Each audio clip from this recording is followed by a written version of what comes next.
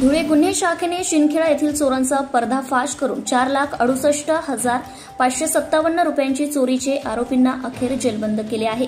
यामध्ये स्थानिक गुन्हे शाखेने शिंदखेडा येथील गुन्ह्यातील आरोपी सुभाष परमा चव्हाण वय 28 राहणार खेडी तालुका अमळनेर यास गुन्हे शाखेने खाकी दाखवली व गुन्हा कबूल झाला। तसेच त्याचा दुसरा मित्र पवन दगडू पाटील उर्फ समाधान वय 35 वर्ष राहणार वारशी तालुका अमळनेर जिल्हा जळगाव यांच्या मदतीने ती चोरी केल्याची कबुली दिली आहे। यामध्ये सुभाष चव्हाण समाधान पाटील याला चोरी कशी केली, लोखंडी सळाईने तसेच घटनेची संपूर्ण माहिती घेऊन सदर कामगिरी गुन्हे शाखेचे पोलीस निरीक्षक व गुन्हे शाखेचे कर्मचाऱ्यांच्या लोकेशनने आरोपीला पकडण्यात आले। यामध्ये सदर कामगिरी पोलीस अधीक्षक श्रीकांत देवरे, अप्पर पोलीस अधीक्षक किशोर काळे, गुन्हे शाखेचे पोलीस निरीक्षक श्रीराम पवार सह कर्मचारी वृंद यांनी शिंदखेडा येथील स्वदान फायनान्स कंपनीतील चोरीचा गुन्हा शिंदखेडा पोलीस स्टेशनला दाखल होता तो अखेर गुन्हे शाखेने उघड आणला। यामध्ये पोलीस अधीक्षक श्रीकांत देवरे यांचे मार्गदर्शन अनमोल ठरलं। दिनांक 13 मे रोजी शिंदखेडा येथील स्पंदना फायनान्स लिमिटेड कंपनीतील 4,68,557 एवढी कॅश ही लॉकर तोडून चोरी झालेली होती।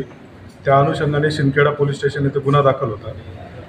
शिंदखेडा पोलीस स्टेशनचे API केदार व स्थानिक गुन्हे शाखा धुळे समांतर तपास करीत असताना सदर फायनान्स कंपनीतील ब्रँच क्वालिटी मॅनेजर सुभाष परमा चव्हाण यांच्यावर संशय बळावल्याने त्यांना चौकशीसाठी ताब्यात घेतले। त्यांना विश्वासात घेऊन चौकशी केली असता त्यांनी सदर चोरी ही त्यांचा अमळनेरचा मित्र जो लक्झरी गाडीवर ड्रायव्हरचं काम करतो असे दोघांनी मिळून केल्याची कबुली दिली। त्याप्रमाणे सुभाष परमा चव्हाण याने एकूण 4,68,557 इतकी रोकड काढून दिली। त्याचप्रमाणे याच्यातील त्याचा साथीदार ज्याने लॉकर तोडून ही कॅश चोरी केलेली होती पवन पाटील हा गाडीच्या माध्यमातून पळून जाण्याच्या तयारीत असताना नंदुरबार येथून त्याला ताब्यात घेतले व त्याने ही गुन्ह्याची कबुली दिली।